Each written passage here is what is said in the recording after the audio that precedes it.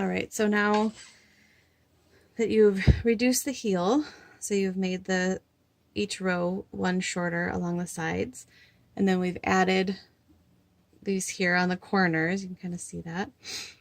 And then as we go back and forth, we're working alongside each edge of the row. So then it kind of curls it up. Looks like a little bowl now. If I sewed this closed, I bet I could, well, maybe it's too small for my daughter, but anyway. So after you come around, back and forth, and you get back up to here, these stitches you skip to make the heel up this way, right? You'll just be working around this way in circles, basically back in the round, right?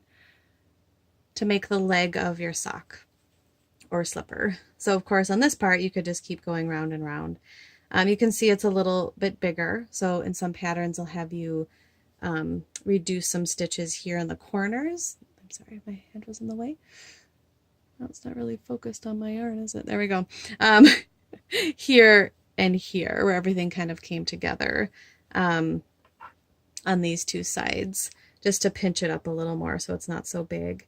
And so it just depends on what your pattern says after you've gone back and forth and how many you've had to add to get to this point. So you could tuck some in here if you notice it's too big. Unless you want them, you can make it nice and big and then fold the tops over if you're making a slipper. Now I kind of feel like these should be a slipper. They're kind of fun. So anyway, thanks for watching. Hopefully that helps you know how to turn a heel on a crocheted sock.